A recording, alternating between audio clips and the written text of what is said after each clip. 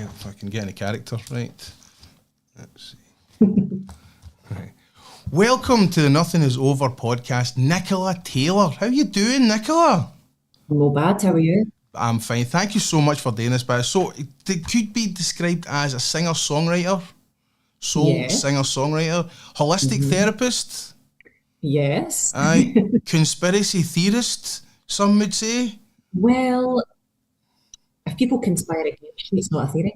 That's a great answer. I'm good. We'll get into that, like deep into that.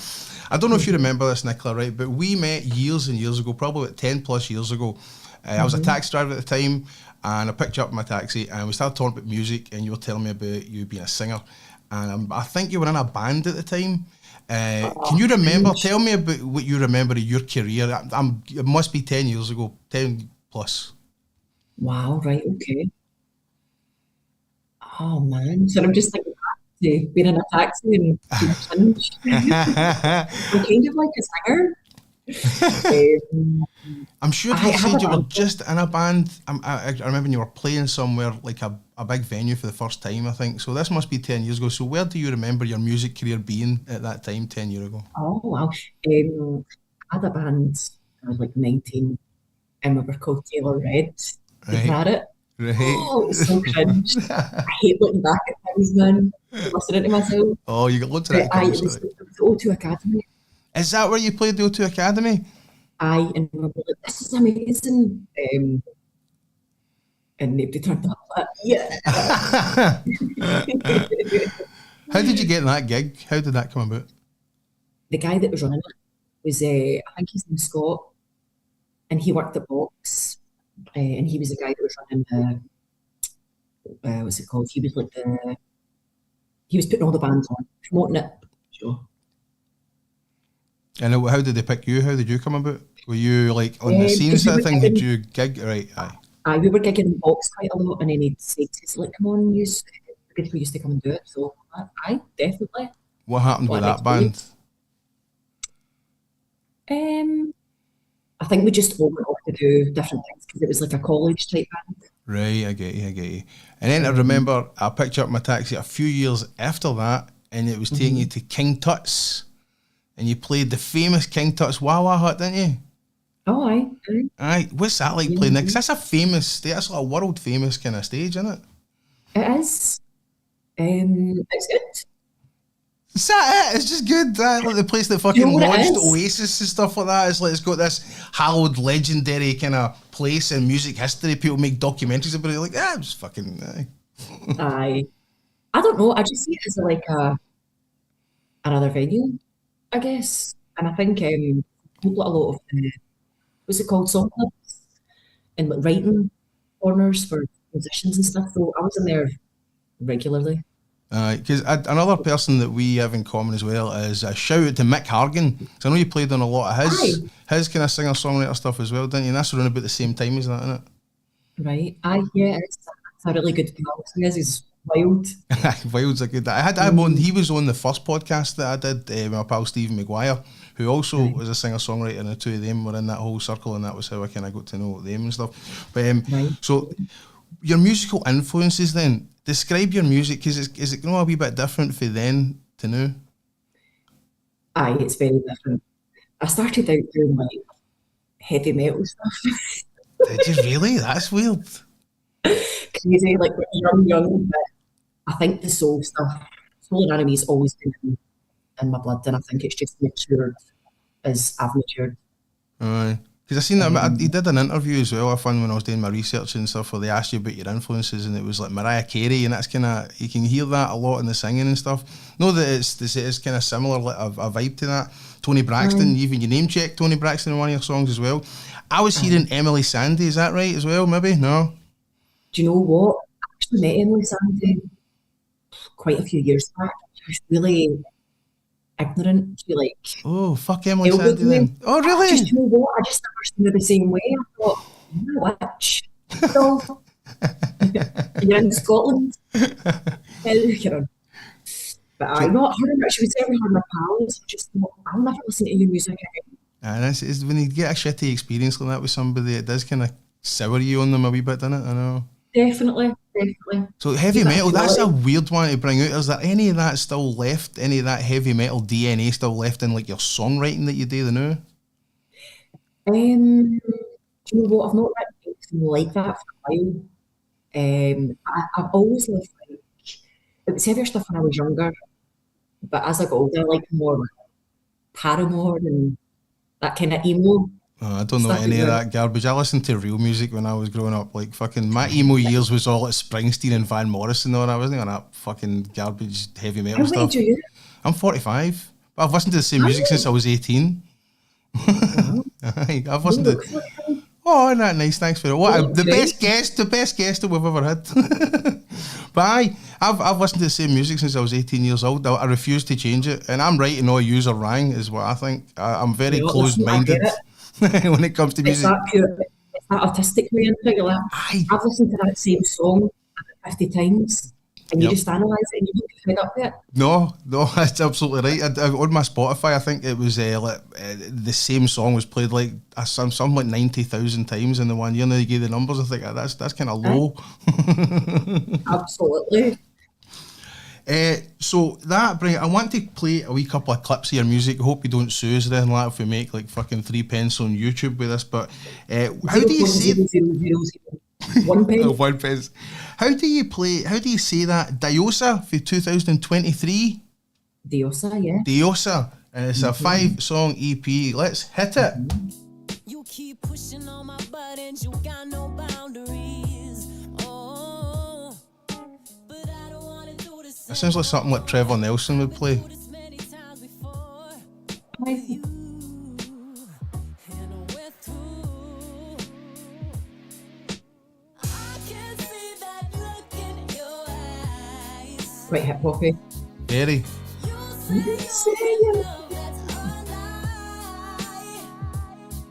'Cause you're intoxicated and I gotta get over you. No more goodbyes. So what's that song about? Give us a wee bit of songwriter DNA of that song. That song's about being in a relationship with somebody that's got an addiction problem and trying to leave them. That's a serious subject. I wasn't sure it was that serious. It sounded like a really kind of fun, cool like, pop song though. It's kind of is that what the songwriter does? Aye. I don't know, that's the best way I can explain it. It's just for like real life events. I'm not a big fan of your music. No, your music, the kind of music that you see like hip hop and R&B and stuff like that, right? I just never. You, I understand you though. It's just never been my thing, right? But Definitely just listen to it. It's terrible. no, it's not terrible at all. It's not terrible at all. That's why I'm playing it. I thought that's really good. It sounds like something I would hear when I'm flicking by like Trevor Nelson or something like that. It's like kind of. Michael Jackson bad more towards the end of his life. Wait, we'll get, there's another song on there that's a very important song that I want to get to. And I want to play quite a bit of it as well, right? Is you put a wee audio clip in. Where did you get this audio clip for? Whatever was true now, Where'd that come from? everlasting to everlasting. It was quite simple. All that was needed was an see utter the- series of victories. That the EP, I wrote songs and I produced it with a guy called Geoff Angus. Hold on a minute. This is too he's interesting. Wait a minute. I'm going to stop that. Go for it. No worries. He's absolutely one of the best, most talented guys I've ever met. I absolutely love him to bits. Pure soulmates, like the alignment is crazy, and we just worked so quickly together, man. We were like best friends, work colleagues, spoke every day, and we actually created that within like a few months. Is that right? Really? That whole EP, that 5-song EP in a couple of months? Is that like writing it months. and everything and producing the whole thing? Aye, that was the full winner. So the wee clip, the song that we played is the Fourth Industrial Revolution song. What is that wee clip at the beginning? Where does that come from? So he does voiceover, Right. and he done a voiceover for that track. So And he that's just no for a recorded that. movie or anything like that. Something that you created that clip. Fucking great answer. Great answer. Let's play it again. Was true from everlasting to everlasting. It was quite simple. All All that was needed was an unending series of victories over your own memory. Reality control, they called it. In Newspeak, doublethink, doublethink, doublethink. Now I understand it. Why we've been reprimanded. Isolated, I can't stand it. But this is how it's been designed. Now no one sticks together. If you put a foot out of line, they're trying to lower the collective. Now you cannot speak the truth, you must comply. But look, you can be creative. Sit back, enjoy the time they gave us. No, but it's hard when you know what's coming next. A one world government, the great reset. Why is no one... Oh my goodness me, there's a lot to unpack in there, isn't it? Where did the information come from in that? How did you get so woke? How did I get so woke? When I was younger, me and my brother used to download stuff on LimeWire, and we would watch, what's his name again? David Icke. Oh, aye. So we knew about all of that, like microchipping and all of that. And I was like 10. And the lizard people and all that as well. Aye, we would be know all about that. I researched stuff by times, just what you could get your hands on when you were break the computer, the family computer. But it was a different time then. This is post-COVID. You wrote and released this, obviously reflecting a lot on the problems that everybody was, confronted with, that very few people done the kind of research that you did into it. What was that like? Why did you speak out then? Because a lot of musicians did, they?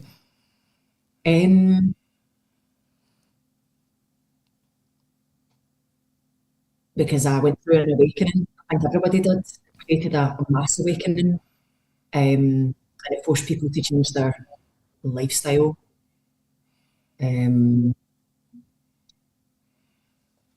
Wow, it's a question, man. Just trying to think, because there's so much to it. There is so much to it, exactly, aye. But it woke a lot of people up, and a lot of people died.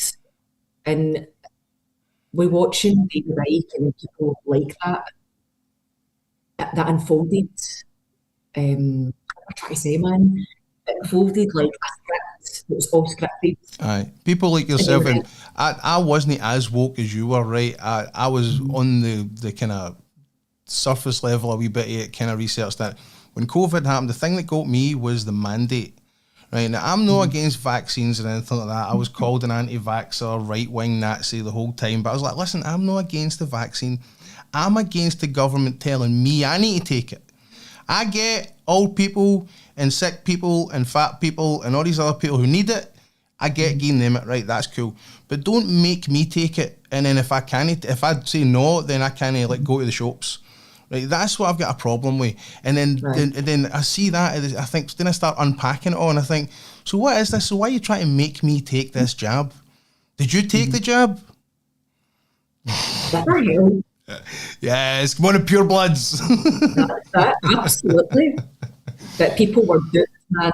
People were totally deceived. I don't know about that. I don't know. I think a lot of people were, but I think a lot of people just blindly go along with things anyway, and I don't think they have the capability to understand that the government doesn't love you. The governments know your mammy, right? But they just think everything they see on the telly and everything that the people in the suits and the fucking stupid haircuts tell you is the truth, when in reality is they don't give a fuck about you. And you know what? I don't want the government to know anything about me. I want them to stay the fuck out of my life. And the problem is when they start coming closer and closer into your life, then I'm like, wait a minute here, what is going on? And why is everybody that I am around, that I thought was like right thinking people, just bending out and taking up? But I don't get it. I just don't get it. But again, there's a lot of people who don't want to believe the things that you've read and that I've read and stuff. But what are some of your top conspiracy theories outside the whole COVID thing? Like, is there any that you would like kind of say that would blow people's minds? The music industry. I've spoke on it like many times, but the music industry is an initiation, really. So if you're an artist and you want to break through, there's sacrifice involved. I don't just mean sacrifice where, I need to... No, you're talking about spirit cooking. I know exactly what you're talking about. I've seen people talk about it. It's fucking. I know, but it's fucking creepy. It happens. I was at the Cannes Film Festival. Funnily enough, exactly 20 years ago this week, right? Nice. And with a short film. So I was there like fucking like the catering. I was about as high up on the level of guests at these parties as the catering. And the shit that I saw would curl your fucking toes, right? Mm-hmm. And that is behind closed doors, kinda. You know what I mean? Mm-hmm. So you can't tell me that all this shit that conspiracy theorists and crazy people are like, no, they're eating babies, and no, they fucking totally are. I believe that 100%. 100%.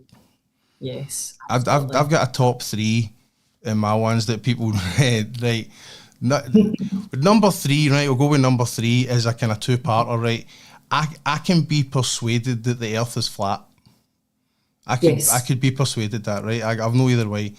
We definitely did not fucking go to the moon. We did not go to the moon, right? We didn't go back to the moon either in Artemis 2, the journey that started on April Fool's Day. You're just putting it right in our faces like we're not going to notice, right? It's hilarious. Right. Number 2 is dinosaurs never existed, right? Dinosaurs never fucking existed. And my number 1 is panda bears aren't real.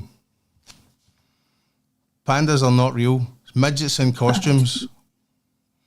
They're not real. Look up, listen, there is no record of any pandas in Chinese art or literature before 1900. Is that no weird? What? China owns every single one of them. They're owned like how you own a fucking invention. China own every one of them.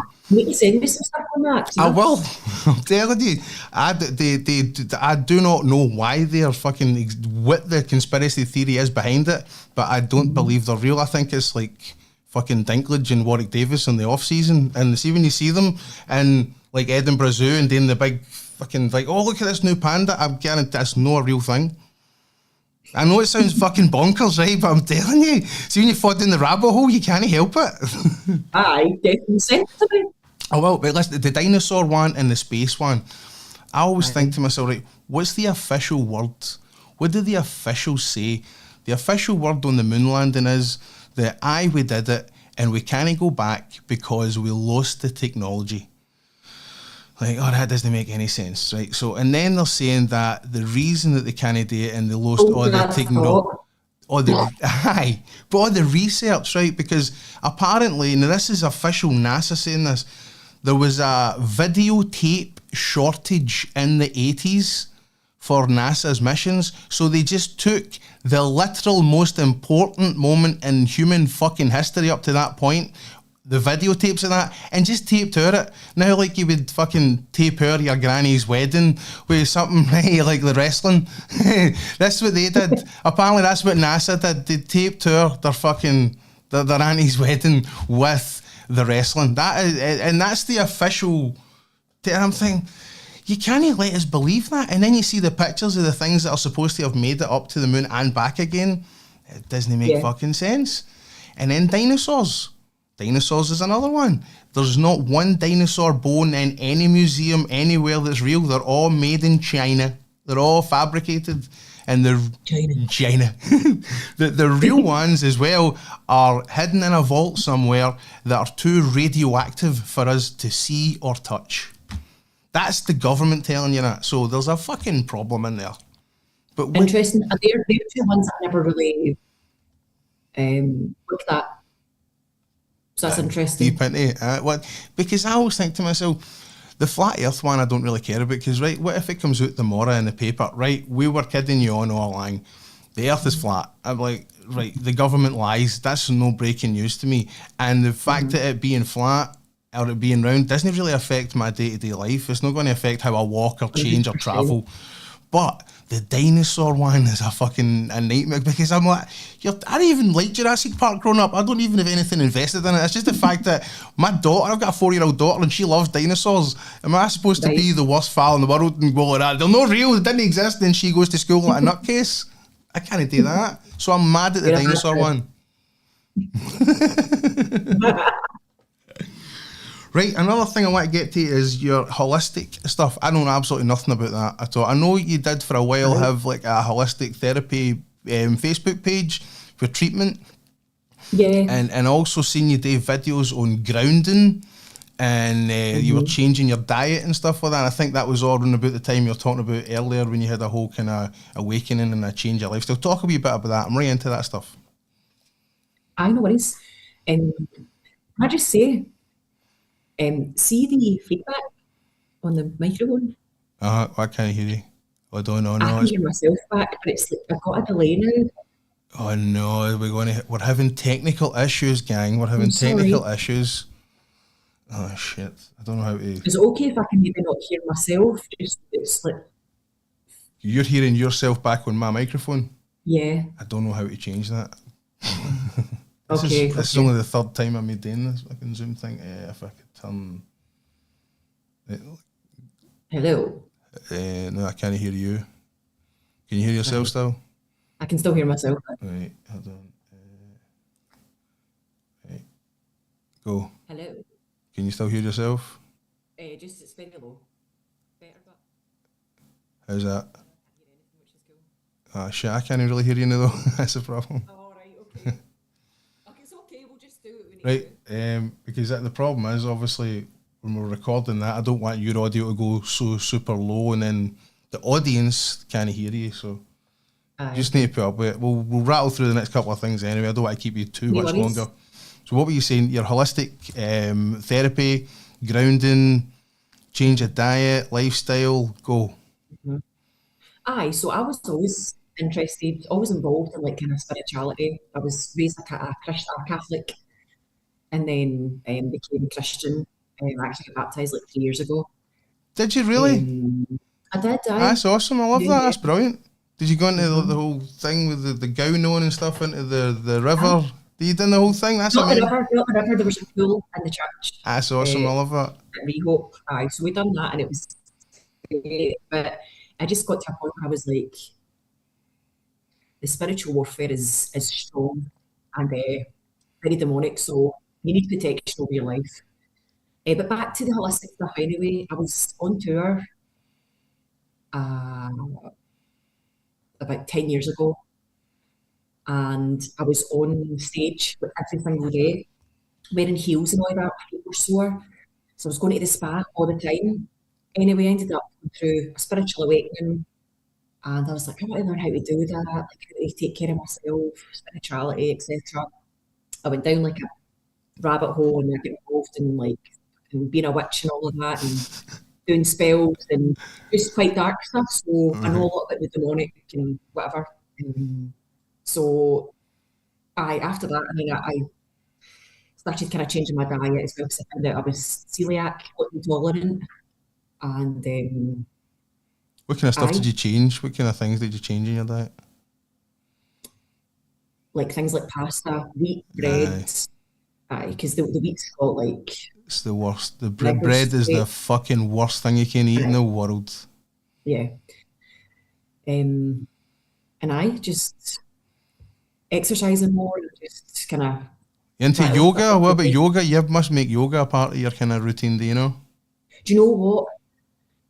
I used to do yoga years ago, right? I was actually a gymnast, so I do like a lot of just do gymnastic stuff, but I found out that yoga is like opening yourself up, opening up portals and things like that.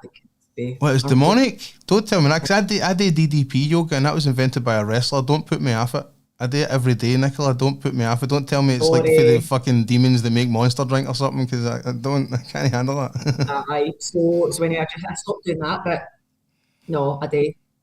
What was the question again? The holistic healing stuff. What is that? How do I have let's say I come to you with like a really bad migraine, and I'm no good with God or nothing like that. Do you help me out like that? Do you help me out on both sides of them, or is it just like a total medicine thing, or do you help in like a guidance? 100%. It's nutrition.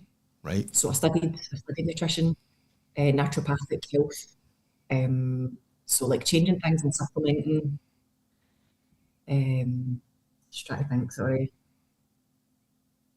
I do things like massage and Was that, sorry, didn't come through clear there, what was that? No, I do like massage. Oh, massage, right, okay, aye. And how, Mm-hmm. is that just like a kind of regular massage that you would imagine, a sports massage kind of thing, or is it more like I fucking just a oil? regular kind of relaxing massage. Is the oils different And for a reason or anything like that? Is the what? Or like the oils different or anything like that? They can be, they are for like aromatherapy. Right, Different is that scents for right? I different get you now. moods and different ailments. But I have a lot of clients that are special needs. So I work with a lot of people and I do music therapy with them as well. Oh, fantastic. There's a wee mix So of I the two. just, There you go. There's the aye, connection I was looking for, right? aye. Aye.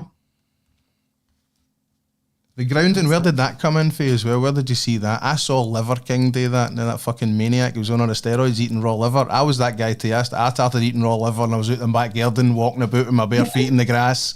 Like, yes, I wasn't sunning my nuts right enough. I didn't do that. I didn't go that far, but You should do it. I'll try. It's coming into the good weather now, so I'll do it at the weekend. How did you get to that? Where did you see grounding and all this kind of thing, and what's the benefits of that?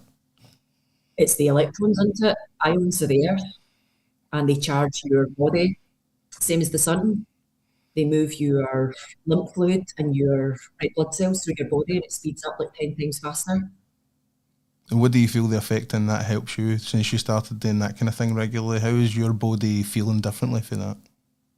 Less anxiety, Right, really? Does it help your anxiety? feeling more connected to the earth and to people, and just being more aligned. Aye, nice. Aligned, that's a good word. I like that, aligned. Let's get to the last clip that I want to play, the last song, and it is your latest release. And, well, that's what Spotify said anyway. Let's go for it.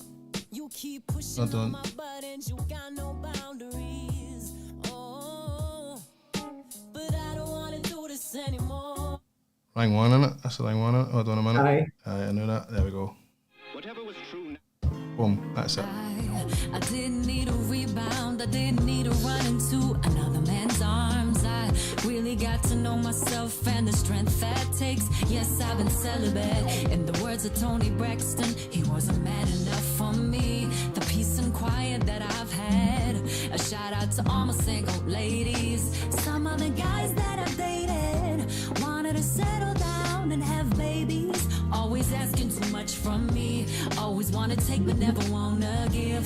Some of the guys that I've dated wanted to be with me and other ladies. You were never good enough for me. Disrespectful, no integrity. But what goes around comes back around. It always swings and roundabouts. Can you see the tables turn around? I didn't need a rebound. That's a collaboration. Who's the guy on that? It's my friend Chops. Right, how did that song come about? I just wrote it down one day and put the chords together, and I'm like, okay. There's an It's actually interesting lyric in it. You talk about celibacy. That's not something you hear a lot of people talk about. What's the effects and the benefits of that? The benefits of it are you're a clear channel sexually, and you're using that sexual energy to use it, put into other areas of your life. Listen, on this show, we are way on that one. We subscribe on this show to hashtag no wanks. Right, so it's not as extreme as celibacy right enough though, but the effects, and I've been doing that kind of thing for a long time, and the effects, just the clear-headedness that you get for it, there's no fuzziness, because in today's modern society, like everything is overly sexualized and everybody's overpowered with it, no matter what. Like everything, even somebody like myself, my Instagram feed, and I follow like music stuff, fighting things and workout stuff, and even then I get like arses in my face in gyms and like fucking women on stage, because alright, I get it, it's music, but it's always the more sexualized thing that's flung in front of you. And if you can kind of delete that for your periphery, it really clears the channel, like you were saying. Does that help you in your songwriting?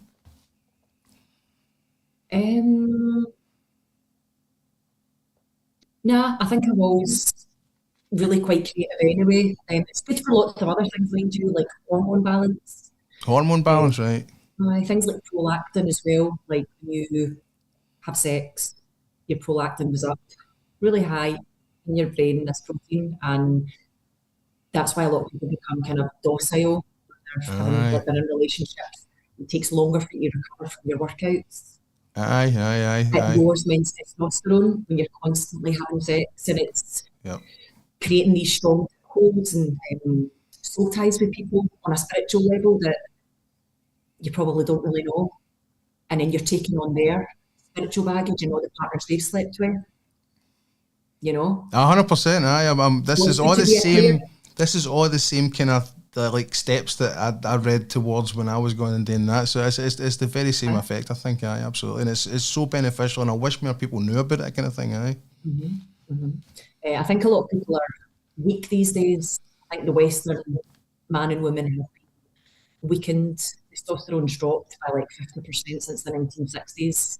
It's a fucking scary stat, that, by the way, isn't it? And men, it really is. And you know, like women need men to have a backbone, to be the strong, masculine providers. And There's a that's reason another- that masculine and feminine complement each other in the way that it has done for fucking since God invented this. It's like, oh well, up until like, I don't know, like 2016 it worked apparently, right? But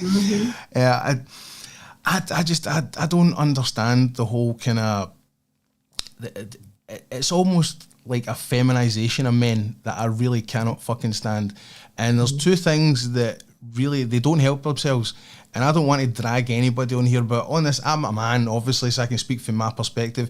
And my generation, like I say, I'm in my 40s, I see people my age, and they're wanking and they're gaming is the other fucking one that I think is really killing men. And that affected that when you create a whole society of weak men that are constantly just pulling the heat off it and playing fucking soldiers on a video game where everything is virtual to them. Every experience they have that's meaningful is virtual. Like, go, like, they want to play a fighting game, go do jiu-jitsu. You know what I mean? You want to fucking pull the heat off it and want to somebody. Go out and talk to a lassie and romance her and try to, but they don't want to do the actual thing that's going to get the real experience. They'd rather just have the quick fix of the simulation. And they've became lazy because of it, though.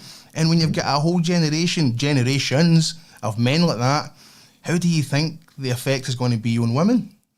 Absolutely. You're all going to go fucking mental, just crazy. Nobody to tell you to shush. Well, that as well. There's no incentive. Like, and I think a lot of my friends would go, "Oh, you don't like men, or you're this and that." No, I love men. Men are brilliant. I've grown up with boys. I'm a tomboy. You know, I used to play football and skateboarding and rollerblading and all the good stuff. Tennis table, like everything. I loved all of that. But I love men and I admire them, and it makes it harder for women now at my age. I'm 35 now, you know, and I don't have any kids. I've been single, I've been celibate for 3 years now. And it's been the best thing I've done. Mm-hmm.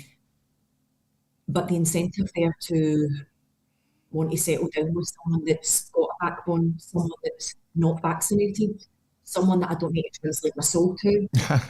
And the thing is, like, I would say that I'm good with relationships. I don't really care for other people, but I feel like sometimes lonelier in a relationship because you're misunderstood a lot, maybe, in that relationship. You'll know it's taking advantage. Aye, absolutely. And I don't maybe speak up because I'm sensitive. But I think because of the way that you live now and how you've got boundaries in that are so strong now, that you're going to have a harder time. Somebody like yourself is going to have a hard time finding a partner because there's no many people that have the same, like we were saying earlier on, you're probably seen as a fucking nutcase where now, like during COVID, the things that you said, you did a video, I remember it was on Instagram, it was a live performance where you spoke out. I was trying to find it and I couldn't find it. I don't know if you deleted it or no. And I shared that a bunch when you were talking out, like in the middle of a song, because like nobody was doing that. And I shared that to a bunch of people, and one person got back and said, "Who's that fucking nutcase bird on the stage saying all that shit?" I was like, no, I would love to go back and see that person. What she said on there, it's all true. It all actually happened. And people like yourself don't ever get vindicated though. Nobody ever comes back and say, oh, she was right. She was right. Nobody says it. That's it. Because people can only understand you to the level of their understanding and their awakened self. And I think you get to a point where you go, it's not up to me to have to get people on board or to get people to think a certain way. You become acquainted with these things, the lies you've been told, you know, the things that you think are right. And then I think you just get to a point where you go, I don't need to talk about this anymore. I need to free myself and just, you know what, as long as I know. Aye, that's it, exactly. And it's funny because see when I was on the stage, it was at the bungalow, I remember. Oh man, do you know what way sometimes you've got when you're freestyling and I'm like, oh, I've got a friend with freestyles in here. But you know what? I'm all right with it. Good, you should be, because it was great. It was fantastic, and there was no a lot of people that was brave enough. We talk about brave and all this kind of shit, and you did that actually is brave, especially then. And a crowd full of people, you don't know what that audience's politics are. You've no idea. They're more than likely against what you're saying. More than likely. Totally. But do you know why that is? Because it convicts them to have to change their lifestyle. Aye. And most people don't want to do that. No, because it's too hard. That's it. Really? And they don't want It's to do things easier, that are hard. convenience. Convenience is easier, and to not have a backbone and just to accept the unacceptable, and that isn't me. Well said, well said. For you. Thank you so much, Nicola. Listen, I want to wrap up a wee bit here. Usually wrap up with a kind of thing. This is so much fun because I've got a musician on here, right?